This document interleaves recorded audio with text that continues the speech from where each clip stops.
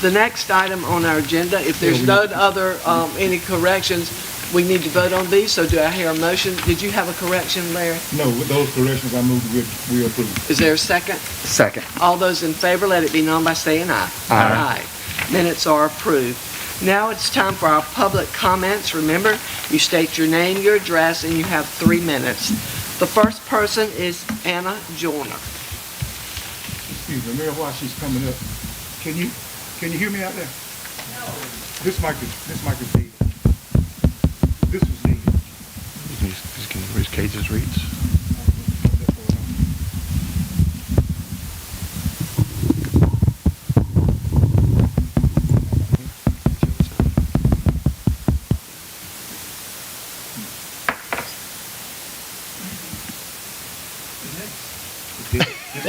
It is now.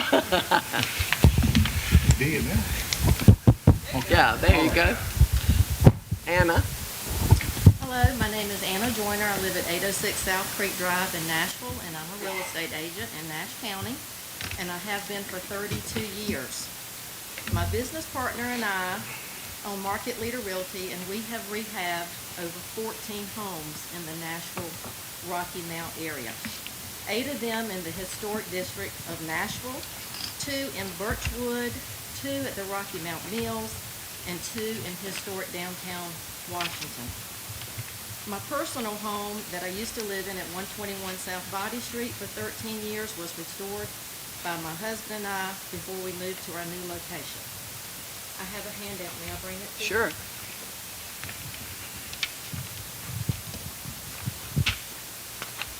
Thank you. Thank you.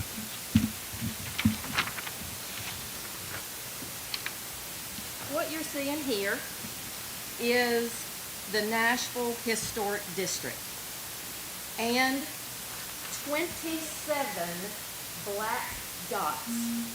That means the house was torn down in the historic district. 27 homes on the historical National Register of Historic Places has been torn down that are located in this pamphlet. One of them, the Bone House, Main Street, Washington. The Sally Braswell House, Main Street, Nashville.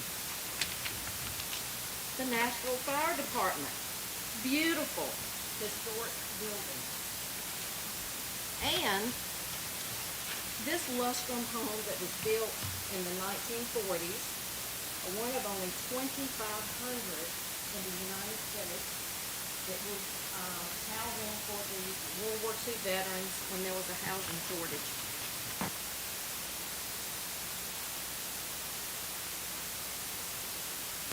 The house on the corner behind the Methodist Church is one of the most beautiful homes in Nashville. The Methodist Church acquired this home 2 years ago, September of 23, and paid $240,000 for it. 2 years ago, we were told they would not tear it down. They were going to use it for youth purposes. That was what was told to everybody. And then I hear through the grapevine, it's getting ready to be demolished. That will cost about $35,000, I'm guessing. And a parking lot will be about $35,000. I think $70,000 would be plenty to fix that house up. And I don't believe demolishing this home and putting up a parking lot is going to save souls. 111 South Hilliard Street is known as the Will Dozier House. Okay. 3 minutes, Anna. I still have a ways to go unless William wants to. Go ahead. Just hurry up. Okay. All right. The Will Dozier House, built in 1903, was one of the finest homes in Nash County. On my Facebook post, I had over 100 comments and 23 shares. No one wants to see this house torn down. Even church members have reached out to me. It could be used as a missionary, a parsonage. It could be rented. It could be, somebody said, a home for domestic violence. I'm a Christian, and I have family members and many friends that are members of the Methodist Church, and I have nothing against them. I just don't believe in demolishing our history. In closing, we need to protect our heritage, our history, and historical homes. Right now, there are 2 homes on the chopping block. These right here, I'm sure will be coming down. And I want to save them. I know the Raleigh Historic District has an ordinance that prevents demolition by neglect, and we need to do something about it and make it a criminal offense.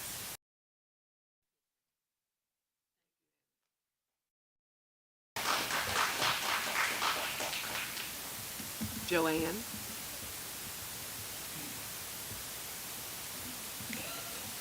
Good evening. Good evening. Joanne Cooper. I do not live in the town limits, but I work at 203 West Washington Street, publisher of the Nashville Graphic. I know local government can't do anything in a reactionary way to actually prevent the demolition of another historical home in Nashville. However, I think it's important that you know how people feel as we watch Nashville lose its architectural history bite by bite, and consider ways in a proactive way to prevent the further demise of our town's heritage. Since 1997, we've lost the entire north side of downtown's commercial buildings to pave the way for county admin building and a courthouse expansion. As Anna said, we've lost many historic homes, and another one is on the chopping block.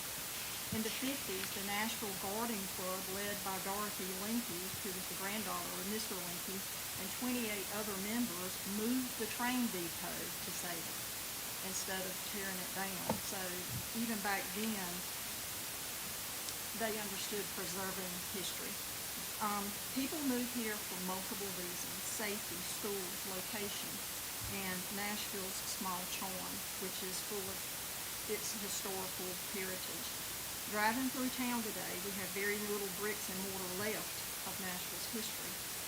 I know no one wants government dictating what we can and can't do to our properties, but doesn't government do that every day, down to telling me when my own needs repairing or replaced, even in small things?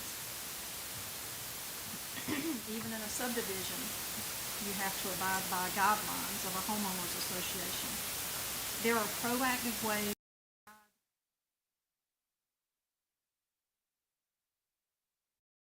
Please explore.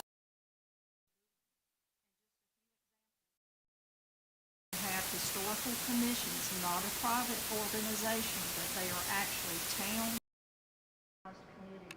Mount Airy, Newbern, Wilson, Cary, Smithfield, Eaton. That is the town commission that has encouragement for preservation as well as mandates in preservation.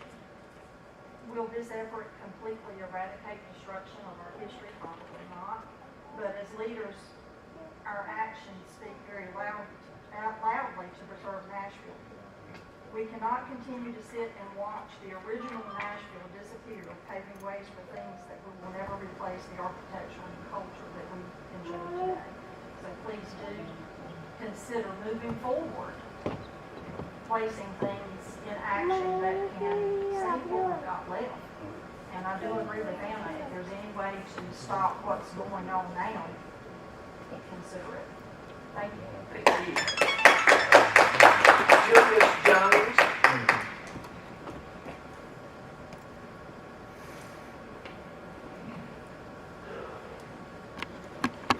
Good evening. My name is Julius Jones. I'm president of the Cottonwood Certification of Oklahoma. Been trying to figure this out, and thanks to Sean, we've been talking with him. We're trying to figure out who owns the entranceways to come into that Cottonwood subdivision. I personally have been cutting for the last 2 years because nobody's keeping cut. So I know the city is coming in and they issued a few citations to neighbors that's not cutting their yards, but they don't take their attention to it. And Sean has sent letters to who owns it, but we need to find out who owns that particular part of the subdivision, the entranceway, because we have to keep our homes nice and neat, and we like to keep the entranceway nice and neat. So if you all can help us with that, we would greatly appreciate it. And find out who owns it so we can get it taken care of. somebody's paying taxes on it. So they should be keeping that. Okay, thank you so much And I for do have making a- us aware of I that. do have a map here of, if you all need it, to show what we're talking about. This is Wamba that's coming into Cottonwood subdivision. This area right here is not in Temple. Thank you. Thank you. Next is Ollie Silver.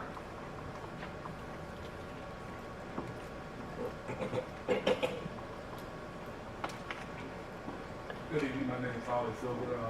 Thank you guys for giving me an opportunity to address this issue. Hopefully I'm in the right place, if not, maybe you can give me some direction where I need to go. I also share the same neighborhood as Mr. Jones, and what I'm here to talk about, if you, the first Cottonwood off Wumble Road, and the road I'm talking about is when you turn off Wumble, is Mulberry Lane. Mulberry Lane goes straight through the entire development. And what we have is people really going way too fast in the neighborhood. Now, I don't know if this is getting used to address, but when I was speaking with Mr. Jones and I was trying to see what would be best if we could get some support with speed limit sign, or because speed bump would be appropriate. Also, about middle.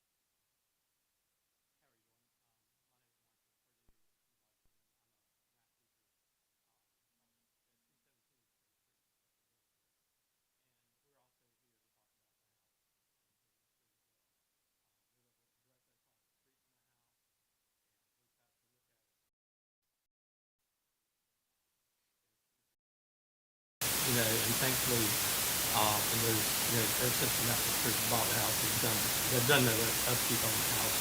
They cut the grass, the bushes, not up until recently, 72-year-old member of the church, the lady got here and cut the bushes, I think, this month, and now they've done some yard work in the past, But I mean, there's not been a lot of upkeep on the house, and,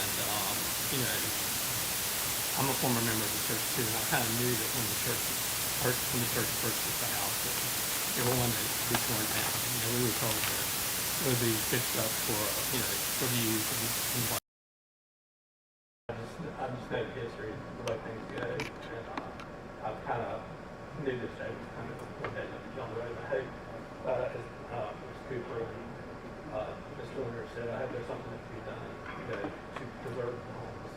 We live in an older home. Our home is 140 years old. It was in her family, We live in my grandmother's house, Evelyn Becker, and Michael's a better speaker. That's why I'm usually the quiet one, but when something is important enough to me, I do stand up. And this is important, and I feel like I'm ditto on everything those two ladies said. It's just, and it was found, I know you've been a Nashville resident forever too, and I came back here after college, and not a lot of people do that, these days. And one reason was that it's got my heart. Nashville's got my heart, and part of it is the history. So my house is one of those in the historic district, and I hope that one day when we die, that it won't just be a second thought to somebody. And I know, everything's not always better to save the old, but I think it's something important to look at before we just tear it down. This may be after the fact, because I know a lot of decisions have already been made, but as I understand it, it seems that it wasn't really up for sale to, to give a chance to somebody that might love it, because, the church stepped in and they may need it, but, I think that that's, important to look at in the future, as Joanne said too, that, let somebody that, cares about it, step up and maybe they can, Thank you so much. We appreciate it. Okay. And I just need to let you know that as soon as Randy heard about this and realized that we didn't have things like eating all, he got Sean right on it. So I hope it will never happen again to any of our houses. Yeah. What we can do now, Right, I understand. Yeah. Yeah. But I appreciate all of you coming. We don't know how you feel unless you come and share. Yeah. Any comments? Yes. Mayor, if I would, I know typically in public comment, the council does not typically or not required to respond. But this is a little bit different because I've received communication early part of today from Rick and Virginia Bazinski stating their appreciation for our town and the preservation of these homes. And so I assured them that I would make that statement known on this evening. But I too, a lifelong resident of Nashville, share in the appreciation of our town. I've always enjoyed being able to walk, ride my bicycle, or drive down Main Street and look at the different architectural and different homes and things there. And so I want to say to all of you tonight, thank you for making us aware, Anna, for the work that you've done over the years, and not just talking about it or selling it, but going into rehab, you and your partner Renee, the things that you all have done for our beloved town. I'm grateful, and on tonight, I want to commit going forward so that we will be made more aware, as the mayor has already stated, that the town manager and planning director are already looking at some options. But I want to commit to us tonight that I will do my very best to look at whatever options we have to preserve whatever is left of our beloved town. And thank you once again for all that you do. Thank you. The first item on... Okay. Since we are responding to public comments, something that we don't normally do. Are there no speed limit signs at all out there in Cottonwood? No, sir, there's not any. None at all. None at all. Will speed bumps be affected? But let's try the signs first. Well, that's what we was hoping for. Make a note of that, Randy, so we The speed bumps or either speed limits, maybe the speed limit signs to start out. If Well, that- let's start with the signs first to see if that'll work. Because a lot of people want speed bumps, but when you get them, they don't want them. Exactly. So Exactly. So let's maybe- start with the lesser two evils first, Yes, sir. and see if we can get some speed limit signs out there. Thank you. And I too, I don't want to see the history of Nashville going away, because it is a beautiful place, and a lot of people do move here because of that. But I feel confident that being that Ms. Joyner has, either Joyner or Ms. Cooper has mentioned several other towns that have committees to look into preservations of old homes and stuff. And I feel confident that between Sean and Randy, we should get some ideas from other neighboring towns to guide us in what we can do. Because we just can't take taxpayers' money to put it on somebody else's property that we don't own, and I hope you understand that. But if there's a committee that can guide us in the right way, it's the way they're doing it, then I'm all for it. And like Xavier said, I'm committed to trying to make sure that we don't tear down any more unnecessarily. But then the owners of these properties do have to step forward and meet us halfway. So, but I'm committed to trying to preserve whatever we can with Nashville. That being said, Mr. Jones? Yes, sir. If I may, I'm sorry. I forgot to also add to that, and I just happened to see the photo they had up. In between Ashburn and Alderbury, behind the houses, there was a big open field there. Somebody's cutting that. I just talked to one of the neighbors, and nobody seems to know who's cutting it. But that field is always cut and kept up nice and neatly, so we need to find out who that person is cutting that field. Perhaps it may have something to do with the interest of the world.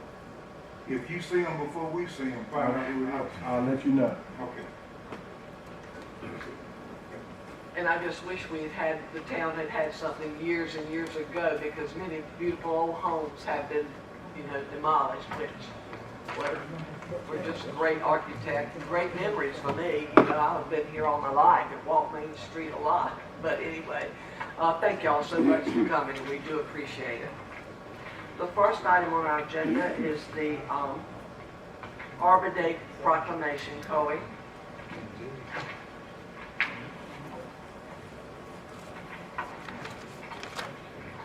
Good evening, Mayor and Council. Good evening. So what I have for you is our annual Arbor Day proclamation.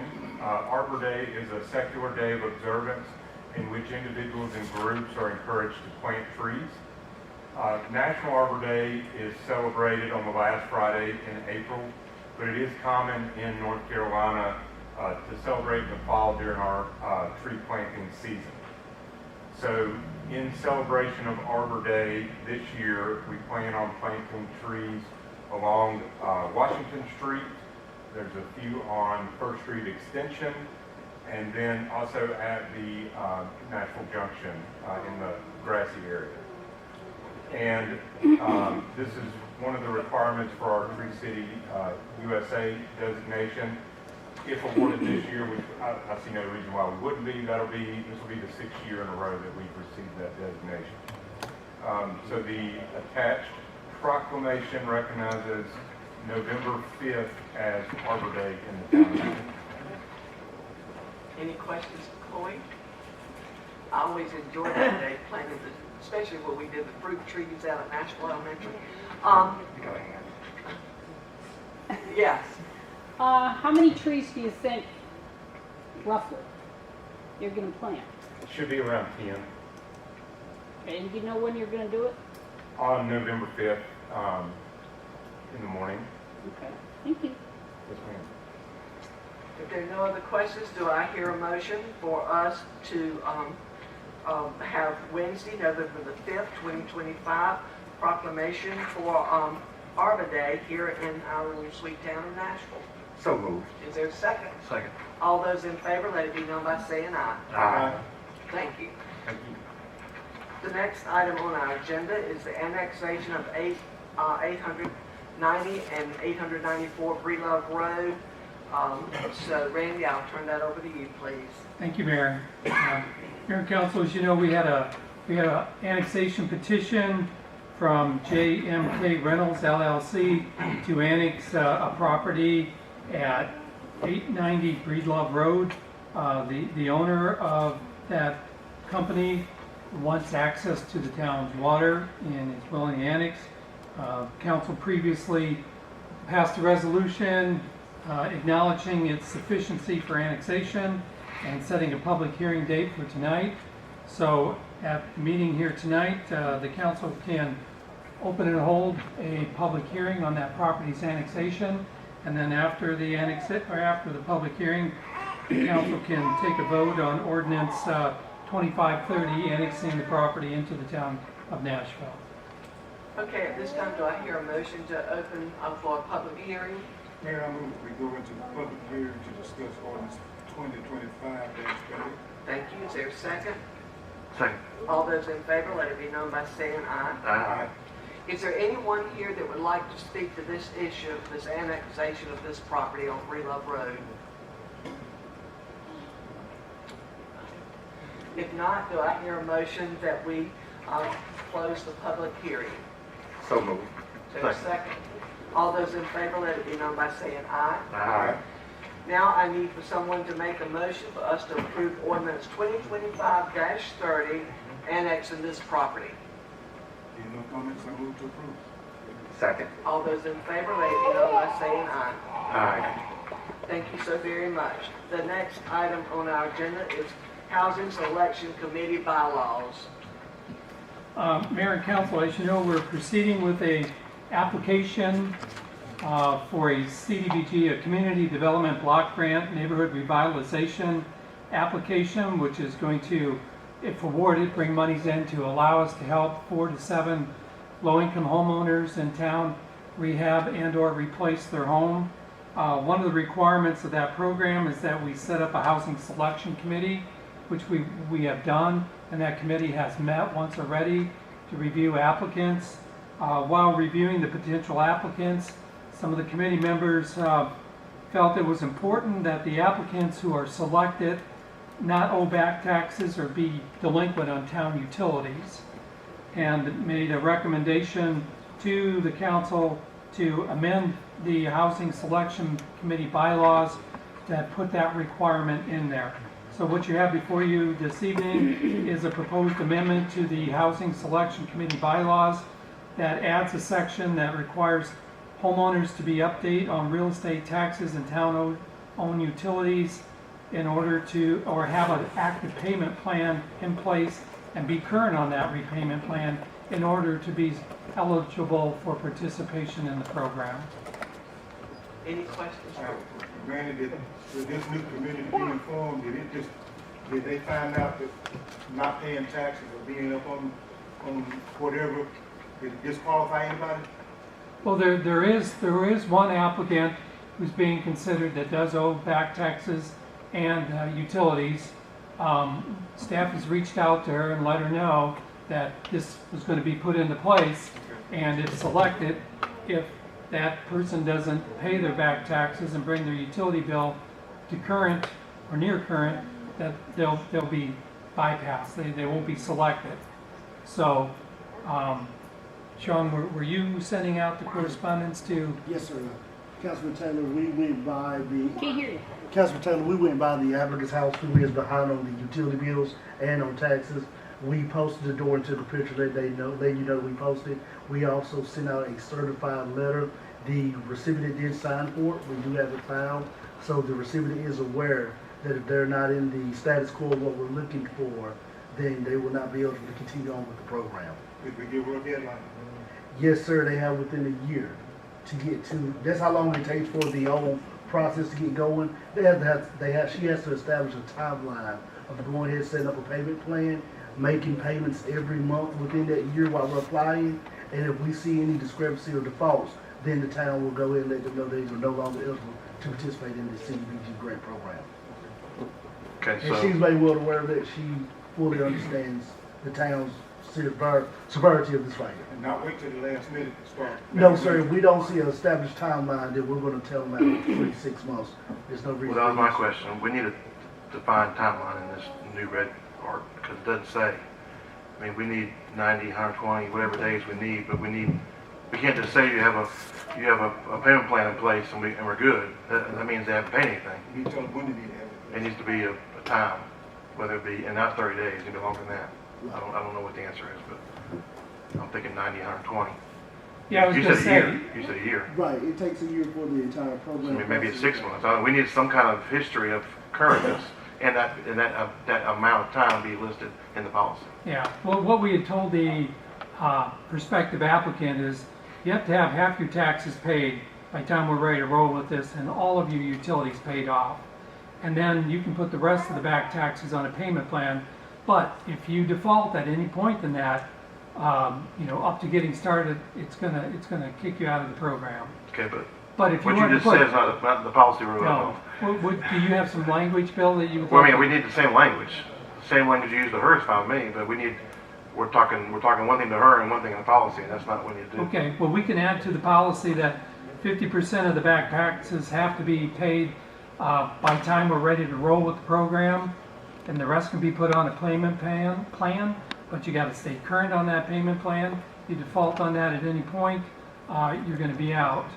I think the payment plan needs to have a month or some kind of timeline also on it. Okay, so you want to see I'm them. open, but we need to be defined. We don't need any problems in the future trying to say, oh, you said this, but the policy. Yeah. How about going forward from this point? We'll give you 6 months to get half of your back taxes paid, put the rest on a payment plan. That would give 6 months then of steady payments on that payment plan before we begin starting. Then we would know if that applicant is serious to committing to this Do we have program. a full year to do this? Yes. Yeah, I mean, by the time we submit the application, hear back, and get everything in place, it's going to be well into this time next But year. don't we have to define who's on the list sooner than that? We have to present with the application a prospective list. They don't have to actually be the ones that are going to receive the benefit, but we have to, in order to show readiness with that grant, we have to show them that we've already done due diligence and we selected a number of people who are eligible. And backups.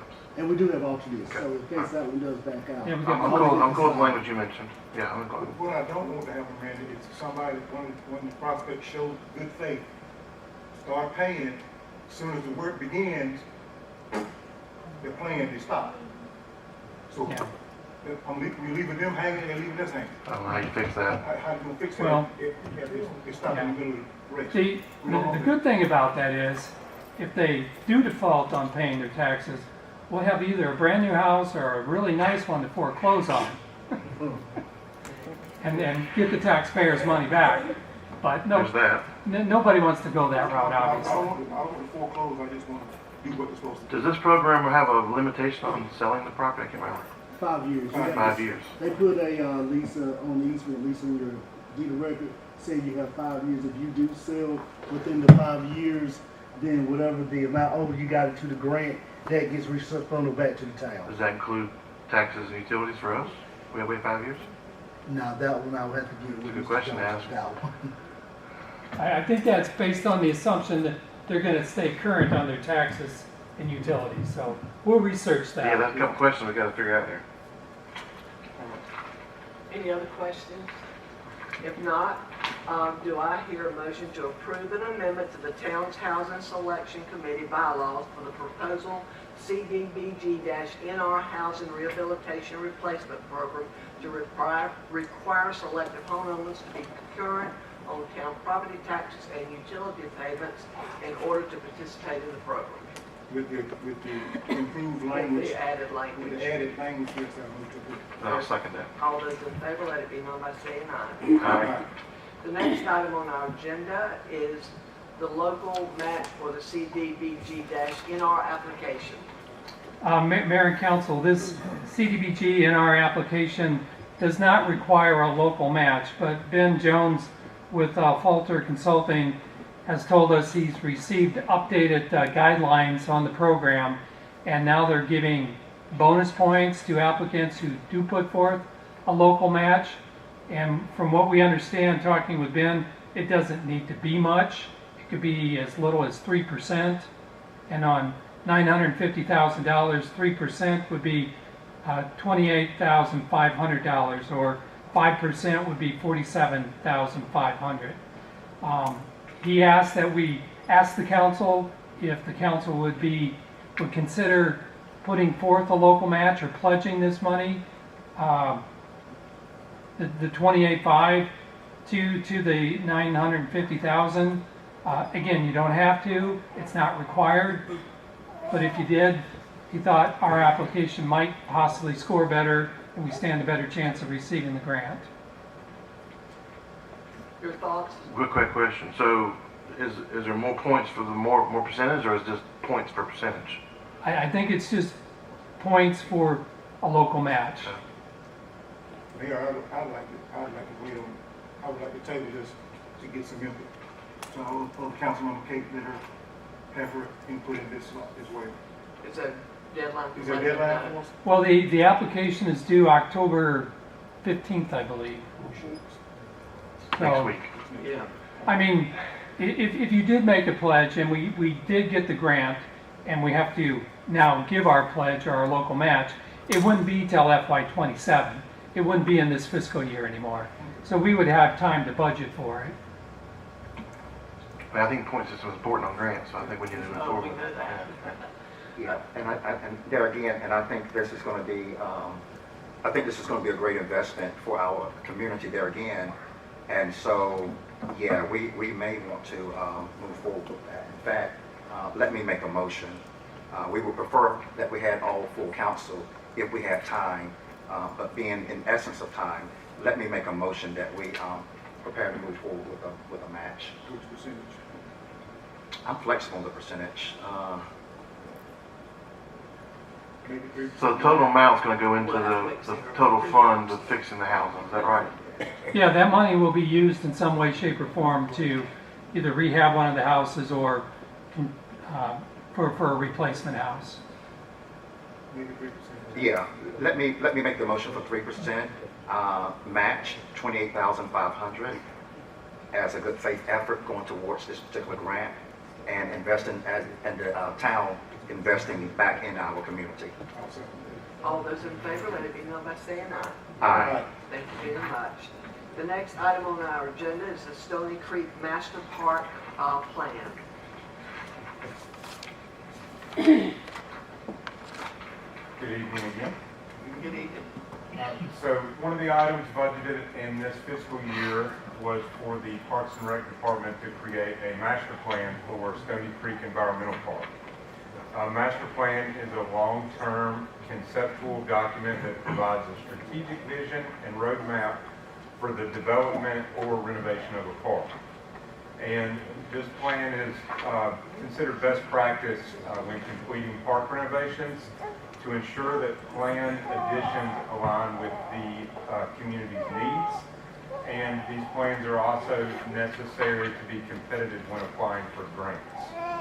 So David Griffin from Griffin Grant Works has submitted a proposal to facilitate the Stony Creek Environmental Park renovation master plan. And David is with us here tonight. I'd like to give him a chance to introduce himself quickly. Quickly being the key part of it. I am a 30-year Parks and Recreation professional, been writing grants and park plans for over 20 years. Most recent project we completed, application we completed was the renovation of Stiff Dollar Park. That would be the next park downstream from Dollar Park. Out of 41 statewide applications, that project did come in number one. The Parks and Recreation Advisory Board, if you choose to go forward, I'm very excited about this project. I love outdoor recreation, and we look forward to both your guidance and your participation. Thank you. Thank you, David. So as David mentioned, he has extensive experience with park master plans, including Battle Park, Sunset Park, in Rocky Mount, and Stiff Talbot Park. So the estimated fee for this service is $8,750. As the cost of these professional services is under $50,000, the council can exempt this project from the Minnie Brooks Act requirement of using a qualification selection process for selecting an architect, engineer, or other professional services. Attached for the council's consideration is a resolution awarding this project to Griffin Grant Works. And one more thing I'd like to mention, this was reviewed by the Parks and Rec Advisory Board at our September meeting, and they are recommending approval. And I'll be glad to answer any questions you may have. What's our budget for this in the budget? This is within budget. Our budget was that number. 87, that was your budget. Yes, sir. Well, Funny how that works. Did you know that, David, beforehand? We did receive quotes beforehand when we created our budget. Okay, that makes the well, we've been very blessed in getting grants, and we certainly do want to keep it for improvements for parks for our citizens. And so, council, any more questions? If not, So this would be a similar plan to what we've got, like for the downtown area, or the, I mean, like, it's gonna have like, This would be similar to the process we went through for Glover Park in early 2023, and that's where the recommended additions that we're working on now came from, was through that process. So this would be a similar process, except for Stony Creek Park. We are hoping to focus on it as well as the surrounding properties we have there. Mayor, yes. if I may, being that it's already budgeted for and it's in budget, because we're all budget conscious, I'm sure at this point, I'm in agreement.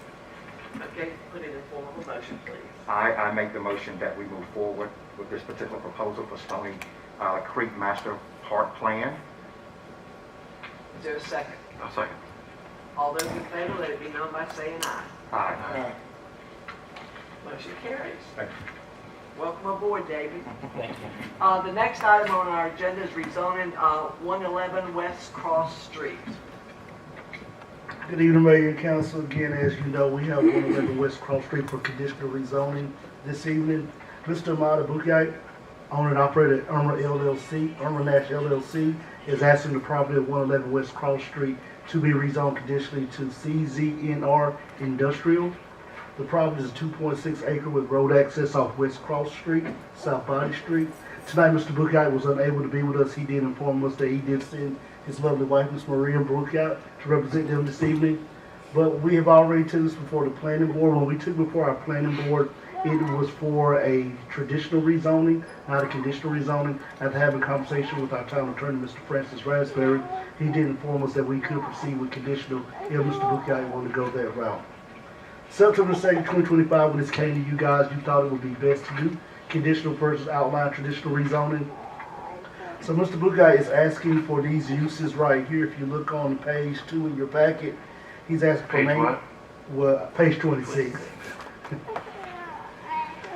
Page 26, he's asking for manufacturing, assembling, process, distribution, metal fabrication shop, food manufacturing and distribution, storage of goods indoor and outdoor, warehousing, asphaltic concrete processing and bagging, animal feed preparation and manufacturing, eating and drinking establishments, service retail land use, professional office space, and indoor recreation center.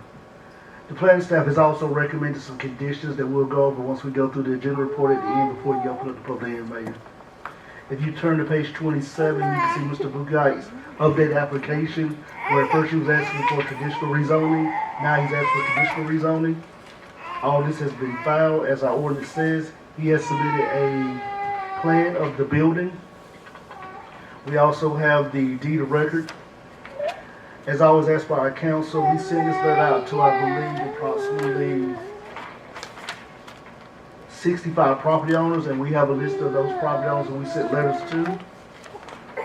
If you turn to page 37 in your packet, you will see the letter that went out to the property owners. If you turn to page 38 in your packet, you will see the certification notice of property owner signed by me stating that on this day, September 18, 2025, I sent out over 65 letters for property owners to know about the hearing.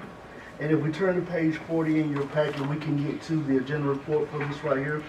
As we stated, conditional zoning RCZNRI number 3, Mr. Mark Bukai of Irma Nash LLC is requested that the property 111 West Cross Street be rezoned conditionally from B1 to conditional zoning non-residential industrial. He has agreed to abide by the industrial setbacks. If you look north of the land use, it's R10 multifamily. South is R4 R10. West is I1 R10 and east is B1. I think our town council is pretty abreast of what B1 zoning is. I believe you guys are pretty abreast with conditional zoning, non-residential is, since we've already done 3 in the past. But if need council, I can go over. If not, we can proceed on. Being the council, I don't know what they did. Thanks. If you go to page 41, our comp plan, in our comp plan that we have for Nashville, our comprehensive plan, future land use, has this property slated as neighborhood services for future use. Preferred uses in the neighborhood services plan is retail, professional service, restaurants, office, institutional use, and government facilities. What Mr. Bukai is proposing that will be in line with the comp plan would be eating and drinking establishments, service, retail, land use, professional office space, indoor recreational center. The first 7 would not go with our comp plan, so we did approve the conditional rezoning. We'll be voting against it. But with conditional rezoning, you know we're allowed to put conditions on it to protect the existing neighborhoods and protect the harmony of the neighborhoods.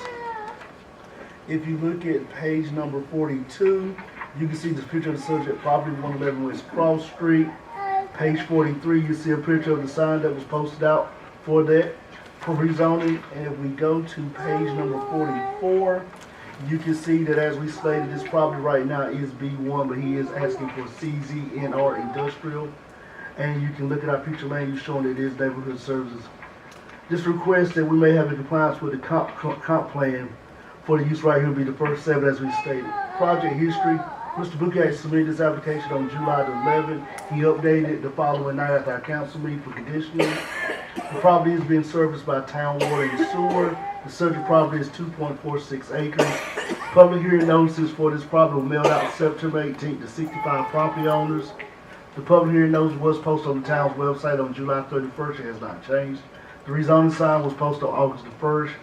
This ran in the graphic for September 25th and October the 2nd for the conditional rezoning for tonight's meeting. The front door was posted on September the 17th for the update of conditional rezoning. Also at our library and Parks and Rec Center was posted.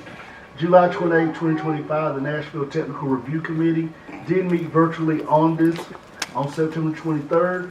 to look at this on July 28th. We looked at it for a traditional rezoning where it was voted for approval. On September 23rd, we met virtually where we voted once again approved for conditional rezoning non-residential industrial following the subject conditions. This property is not located within the floodplain. This property is not located within the Stony Creek, Upper Stony Creek sub-watershed, and this property is not located in NCDEQ water supply watershed. As we stated earlier, this future land use map for the town of Nashville has this property slated as neighborhood services. And on the night of August 26, 2025, Ms. Cheryl Alexander, a resident at 811 South Ulster Street, had a letter read out loud where she was not in favor of the rezoning of this property, along with the other ones we had on the docket that evening for the planning board. So that was read out for the benefit of the planning board, and on that same night, the planning board did make a motion to rezone this property from B1 to industrial by Walter Harper and second by Mr. Eddie Thomas. The motion passed 6-0.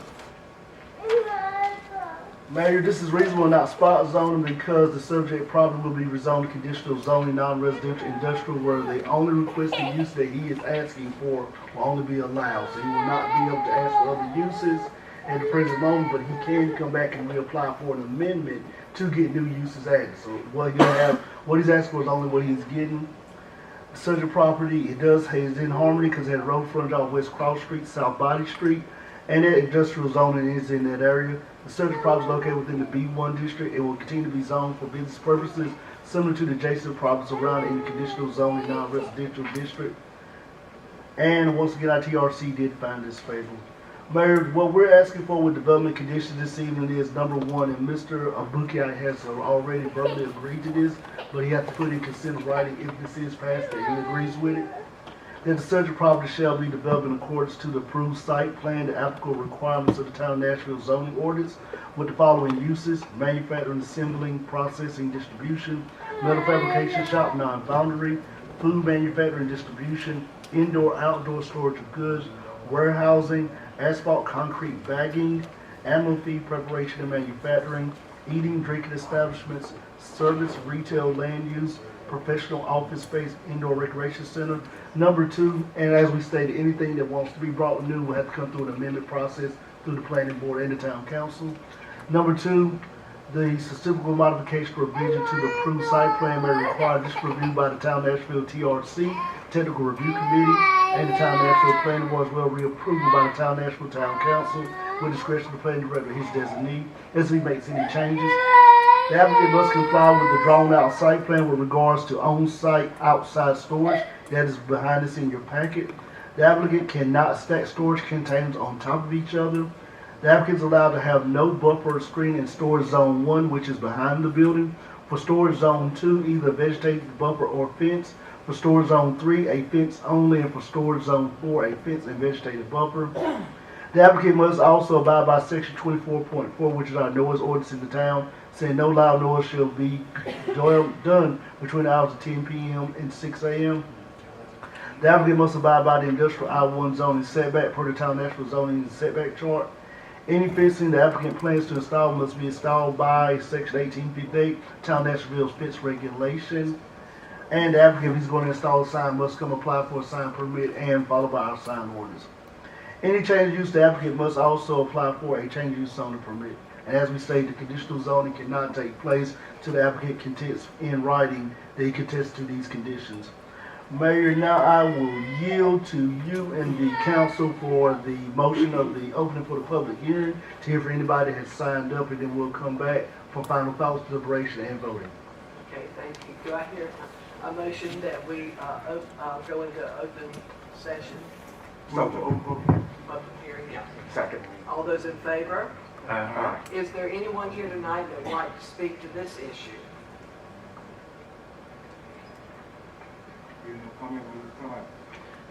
Is there a second? Second. All those in favor, let it be known by saying aye. Aye. So at this time, our job is to vote whether we approve this, deny it, table it, or take it into action. And Mayor and Council, Mrs. Abuki is here to field any questions that the council may have that they have for her or Mr. Abuki on this project.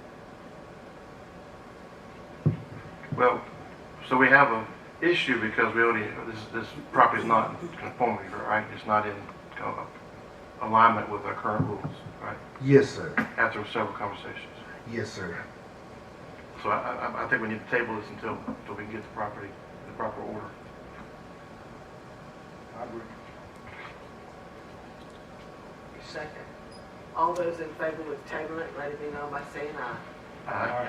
Motion carries, so it will be tabled until, And you do understand what we're looking for? Yes, sir. We will get in contact. I will talk to Mr. Bouquet this evening. I also get in contact with Mr. Bouquet in the morning and send him out a letter, letting him know that this will be on the next nighttime meeting, which will be in November, where a decision could be made, and once again, it could be tabled. Make sure she understands what we're. Yes, sir, I sure will. No problem, Councilman Day. And for clarification, that's tabled until we get a shipping container ordinance in place. Shipping container in the wrong place, yeah.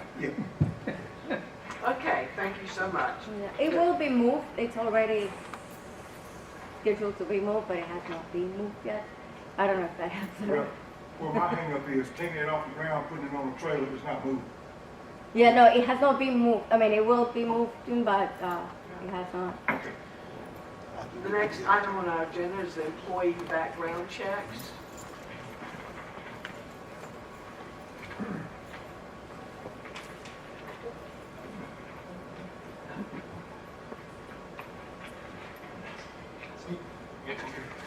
Good evening, Mayor and Council. Good evening. So I come before you tonight with a needed change for our personnel policy. So the new Foster and Care Act went into effect October 1st. It said the name is NCGS 1601-164.2b, and this new law requires that any employee that works with a child in any capacity go through a fingerprinted SBI background check in addition to the background checks we already do. That process has already been put in place. The documentations have been set up for us to do that. It is not retroactive, so we don't have anyone we have to comply with now, but it will be moving forward. And I am recommending that we add the statute and the process into our personnel policy under Article 4, Recruitment and Employment, Section 3, Recruitment, Selection, and Appointment, subsection Selection and Appointment. Any questions for Trey? I have one question. Yes, sir. So I think I heard something different than I probably read. So you're saying only the new employees? Yes. Oh, good. Okay, I thought it was, okay, good. Any questions? Any other questions?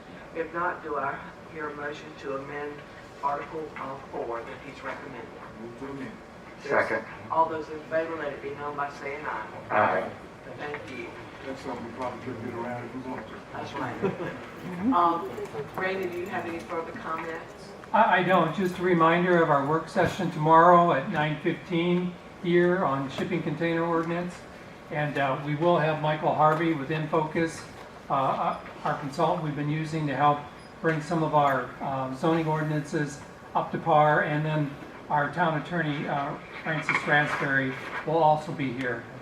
And Francis had a chance to review what is on the agenda for tomorrow as far as an actual ordinance amendment. He made some suggestions, which I believe Sean passed out to you here, and we forwarded that to Michael Harvey also. Okay, thank you so much. We'll read it before tomorrow morning. Any other comments from the council? Mayor, if I may. For the gentleman out of the subdivision, I have your map here once we're done for the evening. And thank you so much for providing this additional map information for us, for the council. Thank you very much. Thank you. We thank each of you for coming, each of you for sharing your concerns. We can't address something if we don't know that it's a concern. So thank you again for coming, and have a great rest of the week. Do I hear a motion to adjourn? Move to adjourn. Second. All those in favor? Aye. Meeting is